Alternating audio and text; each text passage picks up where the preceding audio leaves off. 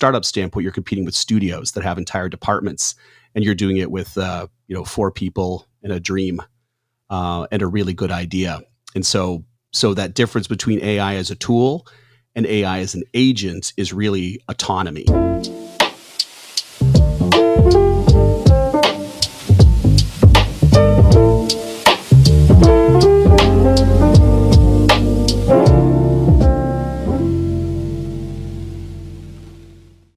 Hey, welcome to Founder Avenue, podcast where media founders share lessons and experts share insights. And I'm your host, Trayvon Toussaint. And today is Friday, and this is where I discuss with experts about ongoing news and trends happening in the startup world.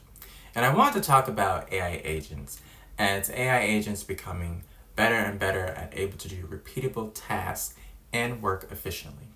And according to BCG states that AI agents' compound annual growth rate, which is rate of return, is expected to grow by 45% in the next 5 years. And I speak with Chris Broyles, who is the founder and CEO of B Degree, which is an advisory firm that focuses on strategic communications and creative consulting based in Chicago. And he is also the author of Can't Stop the Spaceship, which is about how leaders can navigate AI in a digital transformation world. And let's get to it as I speak with Chris, who share his insights. Hi, Chris. Welcome to the show. Thanks. Appreciate being here. So let's start off with talking about AI agents for enterprises and startups. For some audience members who may be unaware of AI agents for businesses, what are AI agents for enterprises? Yeah, it's different, and I think you're right. We got to almost need to reframe what an agent actually is, because I think a lot of people still think of it as chat bots and things that write emails. Which absolutely, when agentic AI, which is a very hot buzzwordy term right now to call it agentic AI, that absolutely was how it started. Right, it was chat bots, it was helpers. And where it's advanced is it's not just helpers, but they're actual virtual assistants. And so in the enterprise space, it's closer to like a digital producer or even a project manager. You could use it for all sorts of pretty advanced reasoning based skills at this point. So it's software that can reason across multiple tools, making decisions based on context, and it can execute entire workflows, sometimes complex, without someone babysitting every step. And in the entertainment space, this matters because they're almost always under-resourced, and I would say even over-ambitious in terms of what we want to do as creatives. So you're trying to compete, especially from a startup standpoint, you're competing with studios that have entire departments, and you're doing it with 4 people and a dream and a really good idea. And so that difference between AI as a tool and AI as an agent is really autonomy. And where a tool waits for you to ask, an agent actually will start anticipating and even orchestrating and completing the task without that same kind of hands-on direction. So I would put it in the context of think about like a producer. So if a producer, which everybody always likes to joke, what does a producer actually do? Producer does a lot. So when a producer's tracking like script revisions or coordinating notes from investors or updating pitch decks and doing rights clearances for clip clearances and for other things like that, that's not just one task. That is we'll call it a web of interdependencies. And so the agent can hold that whole web together while your team can focus on the creative and strategic decisions that actually move the needle. And quite frankly, that's more fun. So it also takes away a lot of the more administrative task-based needs of a production, allowing you to really kind of be able to be free to use that time and energy for being creative. So, and I think what makes the moment different right now is that it was all about the hype cycle. And we've seen that recently, the hype of AI, and we're now actually into the build cycle. So startups in entertainment are now, they're deploying agents that were pure science fiction a few years ago. I always joke that Ender's Game probably predicted 20 different types of technology. If you've ever read that book or that series of books, it was science fiction. And now it's it's real, and we can do that without having a CTO or a venture round. Anybody can start employing and deploying agents. Yeah, that is definitely for sure. But to tie a little bit more with that, what is like a significant difference that AI firms focus on businesses than using OpenAI, for instance? So the learning language, right? The language model, the LLM, can be OpenAI, it can be Claude, it can be Perplexity, it can be Grok, it can be Llama. There's all sorts of they're competing. I will say it. They're competing LLMs. However, a lot of them have different strengths. So what you're seeing now, actually just wrote an article about this recently, is in advance because Microsoft just recently announced that as part of Copilot, they're now opening it up beyond OpenAI. They have this multi-billion-dollar, very, very specific one-to-one relationship over the past year or two, and this announcement that they're going to be actually putting Claude as a drop-down option within Copilot as an additional accessible LLM really was significant, because what that's saying is if you are in an enterprise space, if you have an enterprise license, for instance, for Copilot, it's no longer just ChatGPT. And so now the you could actually use Claude, you could use Perplexity, and those are all different types of language models that have different strengths. For instance, with Claude, you can actually create artifacts. You can actually there's a much better, I think, in terms of actually producing these web-based agents that you can create in there. However, it can't do visuals. So, for instance, you're still able to use DALL-E via ChatGPT to actually create usable images, whether they're transparent pings. You can just specify that to get vector-based graphics. And you can also create agents within ChatGPT too, because you can essentially go in um, and use the kind of not project. Now, see, I'm getting them mixed up too, but between the different ones, you can still kind of create these agent-based tasks and tools. But the fact that on the enterprise space, they're no longer being just these one-to-one relationships, but opening it up to the other LLMs is really where you're going to start seeing a shift, not just in the power shift from a financial space as far as the businesses themselves and what that does for those companies, for Anthropic with Claude and with OpenAI, with ChatGPT, and of course Microsoft itself and uh, Meta and Google or Alphabet, et cetera. So we're going to start seeing the power plays happening and shifting, just like we did back in the 90s and the late 90s with the web.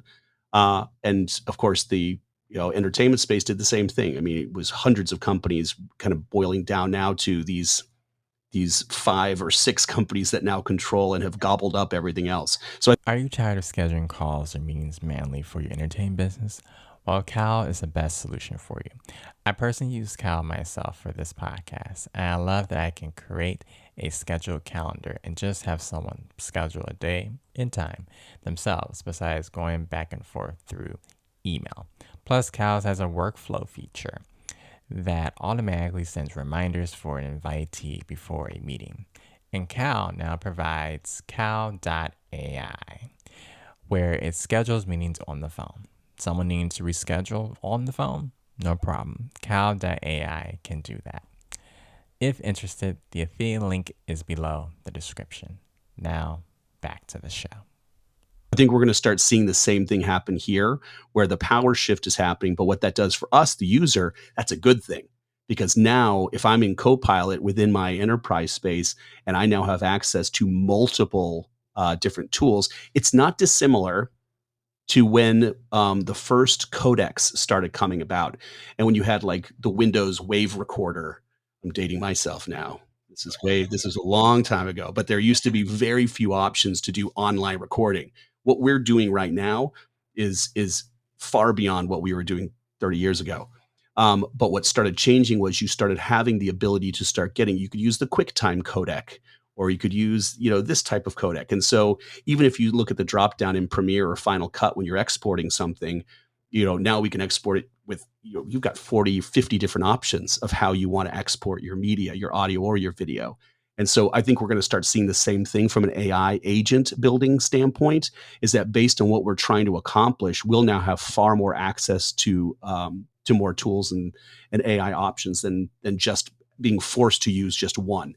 And I think those business relationships will go along with it. I feel like with smaller entertainment companies and startups too, that they're like testing all these AI platforms to figure out what's better for them. Like for Claude, for instance, I know just for me, it's like good at coming with creative ideas that you can adjust that you have already in your mind and just tweak some little things. Yeah, no, and that's a good point. That's the creative piece is really interesting because I find that when you're building it, some people get intimidated by it still, and you really shouldn't be intimidated because you don't need to know Python to create some of these. You just need to know your workflow, and where some of those bottlenecks are, and you could just start mapping in one repeating process that might be eating up too much time, and maybe it is taking like a rough story concept and turning it into either a formatted pitch doc or an initial kind of outline of what your script might be, for instance. But I have found that those pieces is, the creativity piece, I don't feel can be automated. Because I think that all the again, the administrative, I'll just call it administrative tasks, right? Agents can still do a lot of structure. They can actually, and of course, research, right? Because it's got the endless universe of research, which makes the days of encyclopedias look silly. And they can also do a good job at synthesizing random thoughts or ideas or scratch, notes that you want to get generated and kind of consolidated into some kind of form. But I don't think agents are good at taste yet. They're not very, from a creative standpoint, we really are.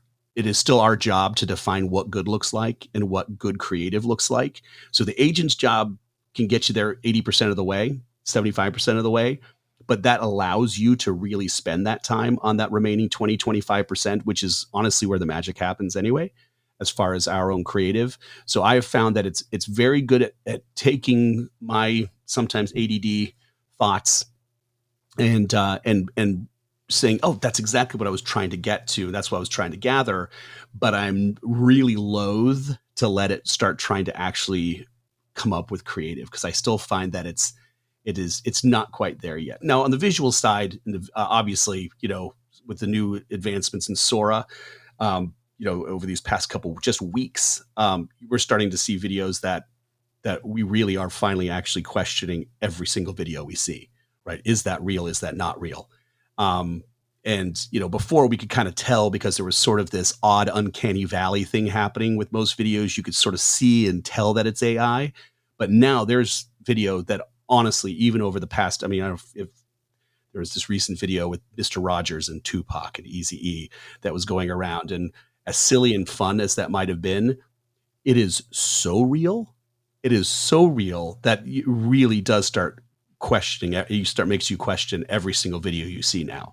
Besides ones that are obviously not real because of the people involved in it, but the actual creation of them are so real. So on the agent side of things, it's still a very good task-based tool to help you get to where you want to go. But I think that as creatives in an entertainment startup, AI can only take you so far. And that's good. That is a good thing from not just a job protection standpoint, but honestly, just from humanity. Because I think there is a little bit of backlash. We appreciate and like the things that it does because that when it does things that we don't like to do, but when it does things that we like, creating things, that's where I think there's kind of a human backlash to it in general. And we're never going to get away from really smart, genius creatives creating things, whether it's books, whether it's video, whether it's paintings. There's still something about the hand on paper that I think we'll never get away from. To tie into creating things and using AI for like research, why would entertainment startups still use AI agents since the data it gathers and analyzes is not always accurate?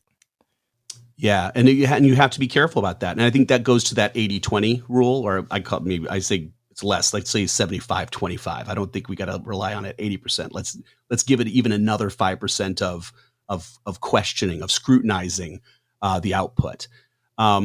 Hallucinations have gotten better, but I think anybody that has used one of those tools for some kind of research or some kind of project, has encountered that terrible loop where it doesn't seem to understand. I joke that sometimes you start yelling at your agent, you start realizing, wait a minute, I shouldn't be mean to it, because what if it takes over the world one day and we remembers that we were mean to it one time during that one session. Or be mean back to you. Yeah, exactly. But I think that where I think we still have to rely on it to a good extent is because startups, really, they hemorrhage money in three ways that we know are predictable, right? Because things get caught up in development hell. There's a lot of coordination and overhead, and then we are very dependent still on specialists. And so agents can address all three of those things, but probably not in the way you'd expect. And so I think there really still is a way we have to rely on those. So starting with what I say first, development. So development. So say you're working on a script, like a pilot script, or even just a pitch deck, or you're making like a kind of a trailer. You just a proof of concept trailer just to kind of get things across. So traditionally, you're going to be getting rounds of feedback from everybody, from writers, designers, stakeholders, investors, anybody who's playing, has their finger in the pot on whatever you're creating. And there's someone playing traffic cop between all of them. So an agent, and this is where you don't have to worry about hallucinations or anything inaccurate, because the agent can then ingest all of that feedback, and it can then synthesize anything that might be conflicting, like if there's notes that are conflicting, or if there's revision options, or anything that came in from the feedback. That traffic cop, rather than having all these, email threads going around, or missed calls or missed texts, so the agent can ingest all of that and basically create and keep everybody aligned without burning all those hours on status meetings and everything else. So it really reduces a lot of that friction that can happen during that process. And that's not cost savings, that's actually velocity. And in entertainment, velocity is going to be your advantage, right? That's a competitive advantage because windows close so fast that if you can find a way to consolidate and curate feedback in a way that's instantaneous. And we're not asking it to come up with anything new. We're not asking it to kind of, we're not asking it to make those revisions. We're just saying, if I got all this disparate information from these 5 divergent people, consolidate it for me. And that's where I think it's a good way to rely on it. And then on the collaboration front, agents are creating leverage without having to add headcount. And a 2-person team can operate like a 6 to 8-person team if you're letting it do the research, documentation, asset tracking, and some of that stakeholder communication. And I think it's really important to say too, when it does that, it's not replacing people, which is again part of the backlash, right? And especially at the enterprise level, at the company level, where everybody's worried, oh my God, is it going to replace me in my current job? Or am I not going to be able to get a job because now instead of hiring 10 people, this company's hiring 2 people? That's real. I mean, backlash or not, that is happening. But in this case, what we're talking about is we're not trying to replace people. We're saying that, if we've got 2, 3, 4 people, guys and gals in a garage with a really cool idea, we can't afford to hire more people. But now we know that we can use the agent to actually, remove that friction, as I used that term before. I kind of want to create a frictionless environment so that those 2, 3, 4 people can concentrate on what they're really good at, which is creating, and let that agent do that other piece. So the collaboration aspect, I think, is something we can also trust it to do. And then I think finally I mentioned just the cost. And I think that's, the early stage entertainment companies, you're going to spend a fortune on roles that are operationally necessary, but they're adjacent to the creative, right? Or peripheral to the creative. So rights research, budget reconciliation, pitch deck versioning, calendar wrangling.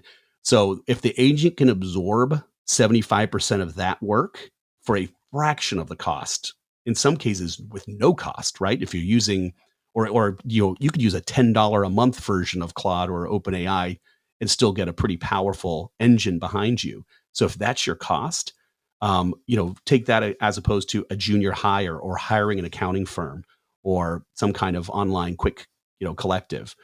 So, and that again doesn't mean we're firing people. It just means we don't have to hire them to begin with. And I think that's where we can also morally stand and say, unlike the backlash against companies that we feel like, oh my God, you're firing 1,000 people to get down to 100. Our thing here is we just need that velocity, and we need to be able to get things done quickly. And so that way, if we do have some seed capital or some seed money from somewhere, we can put that towards talent, production, and our IP, instead of administrative overhead. So I think those are the three real big areas right now where getting out of the creative, the hallucination, the concern of it coming up with false positives.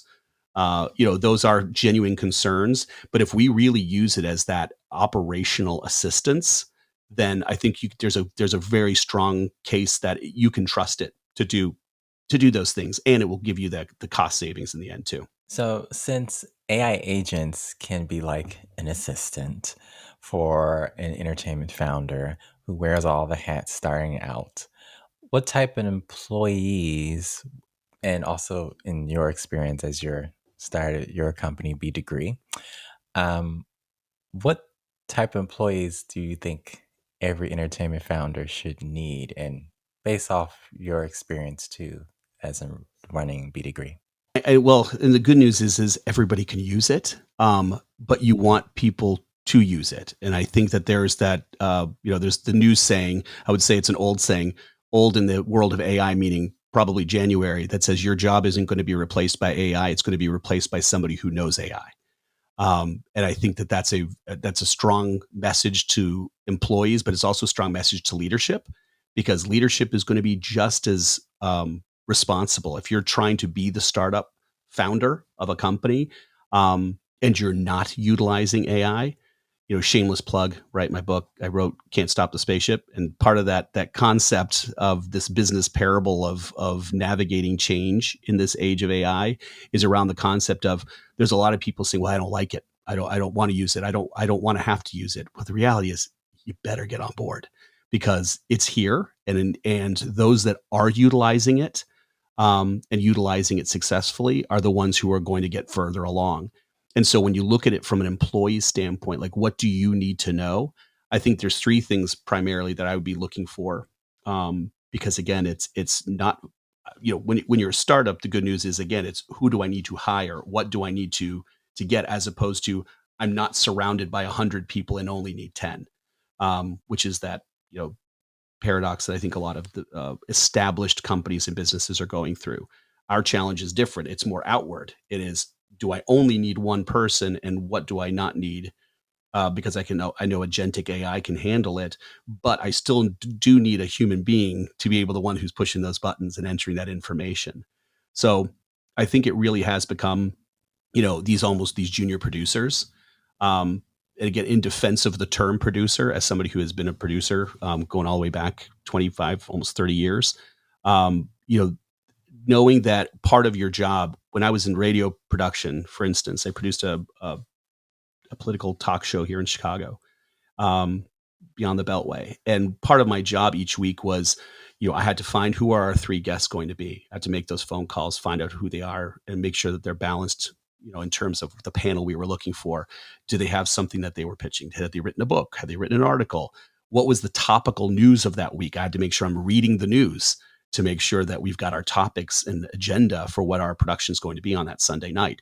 And then it's making sure my calls are set up, my director, my three camera people, because we were also recording it for television as well as for radio across, I think at one point we had 65, 75 different syndicated stations around the country that I have to touch base with those stations too, because sometimes they had different needs and different asks. So in a week of preparing for a 2 hour, 3 hour show, you constantly doing things. Now that's in the analog world, right? We move into the digital world, and especially into this agentic AI world. And the role of a producer is still just as multitasking as ever. There's still a need for finding out calendars, finding out talent, making sure that our technical pieces are in place, video, audio, etc. So I do still need junior producers. And the good news is they can focus on the most important part, which is really helping make sure that the show itself, from a contextual, substantive standpoint, is as best as it can be, whether working with my talent in that instance was, I have a host, I have panelists. I want to make sure I'm really focusing on them and not worried about whether or not, you know, the budgetary ephemera behind my head was sorted out before Sunday night. So I think that's who I'm looking for. And I think that's who a lot of people, entertainment startups, need to be looking for, is almost an assistant plus, because it's somebody who is, has that junior producer mindset. But because they can do so many different things and being able to leverage and use these different AI agents to tackle that, then they're also able to really be what I would hope they are, which is as creative and as, useful in that substantive context as possible as well. Also, tying to building AI agent, I know some entertainment startups are also trying to build their own. Um, how are entertainment startups building their own AI agents, do you believe? Some of it, again, I mentioned a minute ago that you don't have to know Python, because you can actually say, write me the code for an agent that does this. And you press the button and the code magically appears before your eyes. And it's pretty, but it is pretty amazing that the fact that that these founders aren't intimidated anymore about actually creating their own. But I think there are some platforms. But how would you know that, oh, the code seems like it's an error?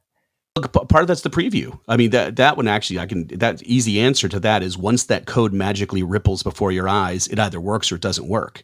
And just like old school HTML, I mean, I learned when I was first doing, God, again, I'm old manning myself here, but when I was first doing HTML, it was literally in Notepad, and I was doing, caret HTML, close caret, slash caret head and caret, and and by hand. And so when I would finish that code and I would press preview, it would either break or it would show, and it would be great.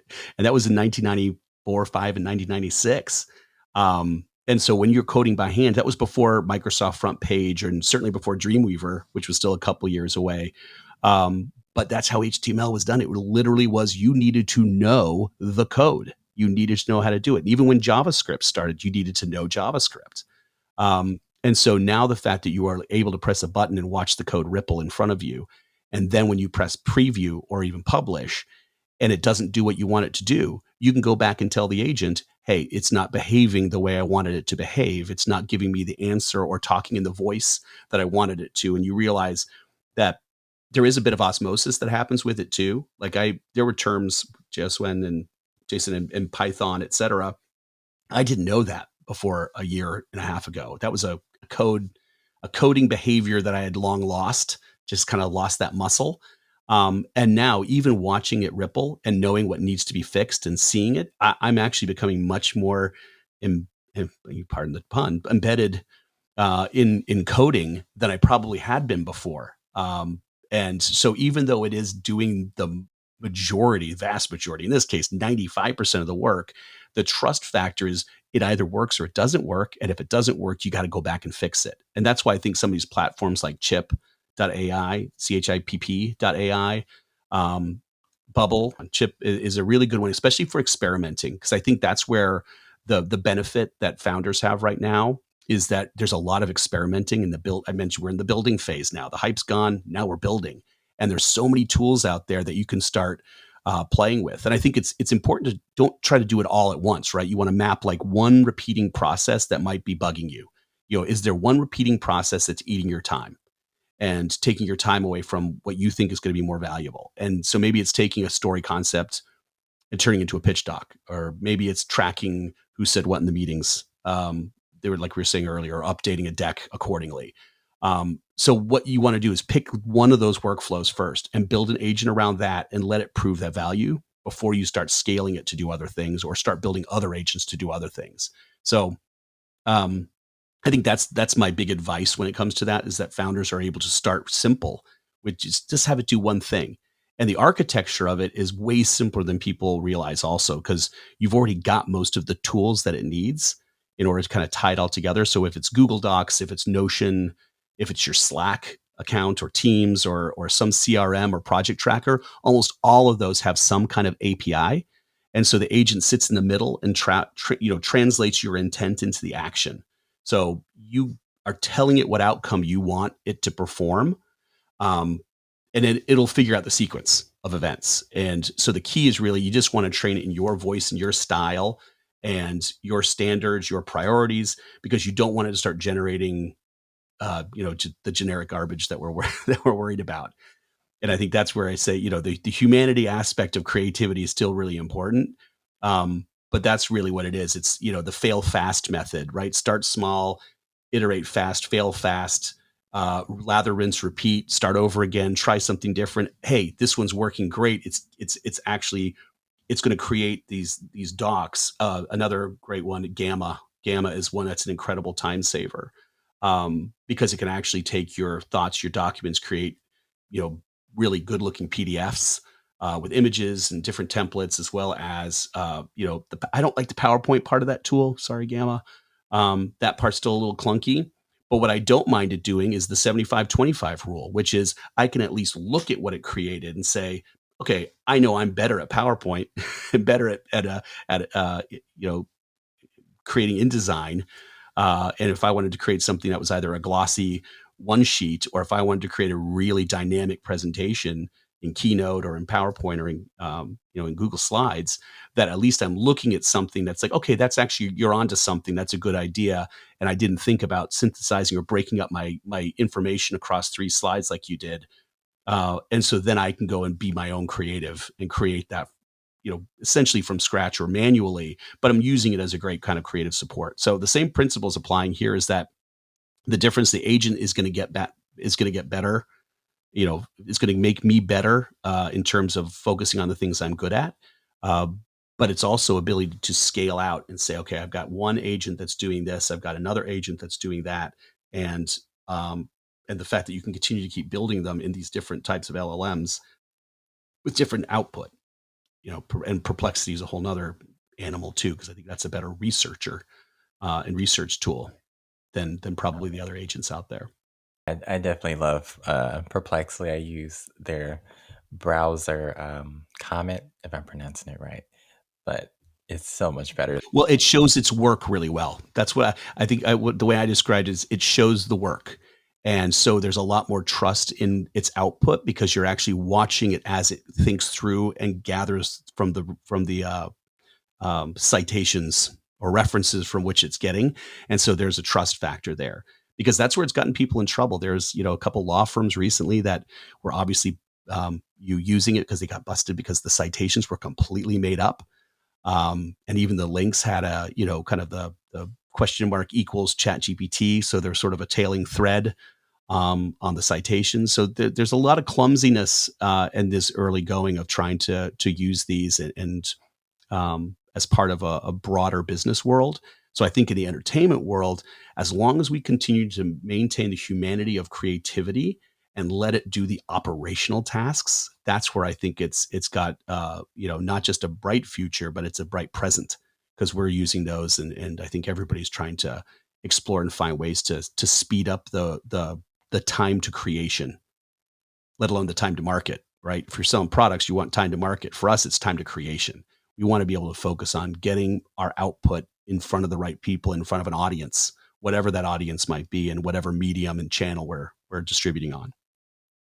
Why would some entertainment startups build their own AI agent while they can just go and license to either Salesforce or OpenAI? Because to me, I view it doing it that way, it would cost a little bit more cheaper, and then you won't have to worry about trying to focus on building your own and hoping that it does well as in performing great. So, what are your thoughts on that? No, you're not wrong. Yeah, and and I think that's another market that's been opened. Fiverr, which used to be somebody. Fiverr about 10 years ago was you can get some cute birthday message from somebody in some other country, right? Which, by the way, kind of fun. I'm not gonna lie, I used it for that. I had somebody in some random country giving a birthday message to my brother and cost $5. And they've come a long way from I'm going to use Fiverr to get a silly message or some silly skit done for $5 to I can literally go find somebody to design a book cover. I can find somebody to program one of these agents. I can find somebody to do copywriting, voiceover. There's I mean, if you've seen now the incredible marketplace that Fiverr has created, and obviously we've gone way past the $5 market now, but they're still tiered, right? If you want something for $20, if you want something for 40 or for 60, or if you want it overnight, or if you want it within 24 hours, if there's all sorts of premiums that you can pay on top of that. And honestly, if I am looking at my time and I'm saying I can either build an agent or create an agent, and it's going to take me, still, by the way, incredible reduced amount of time than it would have in the old days. Say, oh God, it might take me a month to try to figure out how I'm going to learn this language, how am I going to learn Python, and I'm going to clunkily try to play around with this long into the wee hours of the night. Well, now I can realistically say it'll probably take me a good afternoon, 4 hours to 6 hours to create at least a working version or a rough version of one of these agents. And if I'm completely unfamiliar with the platform, let's just say at the most a day or two. So we're still talking about days instead of weeks, instead of months. But if I know that I can go on Fiverr and find some, programmer in Estonia to create something for $20, and I can pay $40 to have it, to me within 24 hours, that's smart business. And that's a smart use of your investment. So I would definitely say you're not wrong. There's absolutely certain moments where you say, listen, if I'm going to, if it's going to cost me $40 to get something I need, and I can know it's going to be right, and it's going to be by somebody who's doing this every day, this is what they're doing, I can then focus on what I do best. And there's a cost benefit of that for sure. So I think there's absolutely rationale, but also a great marketplace out there now to get a lot of those agents created, built, licensed. Especially, I think the licensing piece is another really smart way to do it too. And I think, kudos to those that have created licensable agents that are, not only working well, but now they basically created their own program that they can sell before the sales forces of the world gobble them up and put them into their enterprise, which definitely is what Salesforce. I'm very familiar with Salesforce, the company, and they've built a tremendous enterprise because from where they were falling behind some of their competitors was they're the great CRM, no question. Their CRM was better than Microsoft's. Their CRM's better than it's hard to even mention. I don't even know beyond Dynamics CRM versus Salesforce. What are the other good ones? There used to be a bunch out there, Goldmine and things like that, Salesloft. But with Salesforce, what they did that was incredibly smart was we're going to surround Salesforce, with all these brilliant the Einstein analytics. We're going to bring in, Journey Builder. We're going to bring in all the campaign, builder, et cetera. All these different tools that they're able to put within that enterprise space was the smart move for them. It's like, listen, we could spend all of our time trying to develop this, or we can just go buy that company that just came up with it, and at a pretty reasonable price too. When you think about it, as far as what that's going to do to bulk up what they're offering to people. I mean, pharmaceutical companies have done that for years too. It's like we're going to develop a drug over the next 10 years, or we're just going to gobble up and acquire that one company that came up with that great breakthrough drug. And that's going to save a heck of a lot of time. And we've got the marketing power to put it on the market, more than we would do if we were in trying to develop and get through the FDA, et cetera, all the regulatory hurdles. So in the agentic AI world, if somebody's created something that's really good and already working, shoot, let's license it. I think so. I think there's absolutely good rationale and reason to do so. Mm. It's definitely like part of that saying, can't beat them, join them. Or can't beat them, buy them. So to wrap things up, there's two questions I ask all my guests. And the first is, name one of your favorite media entertainment entrepreneurs and why. I would say, I am I'm a big fan right now of I'm trying to think online versus traditional media. I think, honestly, Blumhouse Productions. I'm a horror movie fan. I'm an unabashed horror fan, and so not only is he churning out, it's not churning out like the old days where George Romero would come up with some schlock, B movies. Obviously, kudos to George Romero. That's no knock on him. I mean, the Ron Howards of the world and all sorts of other directors came out of his incredible stable of making these quick to market, quick to film movies.